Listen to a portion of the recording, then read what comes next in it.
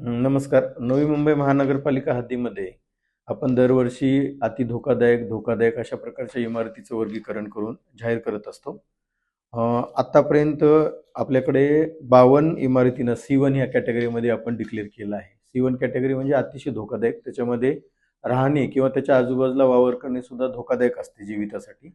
अशा इमारती 52 आपल्या प्रत्येक वार्डने जाहीर केलेल्या आहेत. बेलापूरमध्ये 6, नेरूळमध्ये 7, वाशीमध्ये 7, तुर्भेला 16, कोपरखैरणेमध्ये 10, घनसोलीमध्ये 2, ऐरोलीमध्ये 3 आणि दिघ्यात 1 अशा 52 इमारती ह्या अतिशय धोकादायक म्हणून आपण जाहीर केल्यात. त्यातल्या आपल्या वार्ड स्तरावरून वार्ड अधिकारी यांनी 19 इमारती खाली केलेल्या आहेत आणि त्यातल्या काही इमारतीच्या निष्कर्षणाची पण कारवाई चालू आहे. आता साधारणतः 33 इमारती अजून शिल्लक आहेत ज्या अजून खाली केलेल्या नाही आहेत. काही बिल्डिंगमध्ये रहिवास सुद्धा आहे. तर सर्व वार्ड ऑफिसर यांच्यामार्फत त्या इमारतींना नोटीस इश्यू केलेली आहे. त्यांचं नळ कट करणे म्हणजे पाणी पुरवठा कट करणे, विद्युत पुरवठा कट करणे याची कारवाई सुरू आहे. त्याच पद्धतीने आम्ही नवी मुंबई महानगरपालिकेच्या वतीने आपण मोठे होर्डिंग तिथे लावलेले आहेत की सदर इमारत ही अतिशय धोकादायक आहे, राहणे योग्य नाही. नागरिकांना आव्हान आहे की त्यांनी ती इमारत खाली करावी. मी आपल्या माध्यमातून सर्व या धोकादायक इमारतीमध्ये राहणाऱ्या नागरिकांना विनंती करतो की या जर आपण C1 कॅटेगरीमध्ये डिक्लेअर केल्यानंतर त्या राहण्या योग्य नसतात, त्या खाली करून त्या तोडणेच गरजेचे असतात. तर अशा इमारतीमध्ये कृपया आपण राहू नये, आपण दुसरीकडे स्थलांतरित व्हावं आणि महानगरपालिका आणि प्रशासनाला सहकार्य करावं, जेणेकरून भविष्यामध्ये आता पावसाळा सुरू होणार आहे. पावसाळ्यामध्ये मोठ्या प्रमाणामध्ये पाऊस पडला तर अशा इमारतीमध्ये राहणं अतिशय धोकादायक असते. तर इमारत कोसळू शकते, जीवितहानी होऊ शकते. तर ही न होण्यासाठी, ते टाळण्यासाठी, कारण शेवटी माणसाचा जीव सर्वात महत्त्वाचा, इमारत महत्त्वाची नाही आहे. तर माझी विनंती आहे अशा नागरिकांना की त्यांनी त्या इमारतीत न राहता स्थलांतरित व्हावं आणि प्रशासनाला सहकार्य करून ती इमारत खाली करावी, निष्कासित करावी. कराडामध्ये जे आपलं कांदा मार्केट आहे त्यात धोकादायक म्हणून C1 कॅटेगरी डिक्लेअर केलेलं आहे.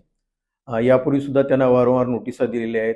त्यांचं पाणी विद्युत सुद्धा गेल्या वर्षी खंडित केलं होतं, परंतु त्यांचा रोजगाराचा प्रश्न या सर्व बाबी विचारात करून प्रशासनाने त्यांना वारंवार सूचना दिलेली आहे की आपण हा इथला व्यवसाय बंद करून तुम्ही स्थलांतरित होणं आवश्यक आहे. यावर्षी सुद्धा त्यांना नोटीस दिलेली आहे आणि पुढील कारवाई वार्ड ऑफिसर यांच्यामार्फत त्या ठिकाणी करण्यात येईल. PMC प्रशासनाची सुद्धा आहे. आपल्याला C1 कॅटेगरीचा नियमच असा आहे की महानगरपालिकेने एकदा नोटीस देऊन त्याची प्रक्रिया पूर्ण करून जेव्हा डिक्लेअर केली जाते, आम्ही इव्हन सर्व मीडियामध्ये पण प्रेसला पण आम्ही ते जाहीर करत असतो, सर्व वर्तमानपत्रामध्ये पण त्याची यादी जाहीर करत असतो आणि लोकांना आवाहन करत असतो की ती इमारत खाली करा म्हणून. मग भले ती कमर्शियल असो की रेसिडेन्स असो, त्या इमारतीच्या आजूबाजूला वावर करणं हाच धोकादायक आहे. त्यामुळं आम्ही पुन्हा एकदा APMC जे त्यांचं खातं आहे, सहकार विभाग आहे, त्यांच्याशी पत्रव्यवहार करू आणि ती इमारत खाली करण्यासाठी पूर्ण प्रयत्न करू.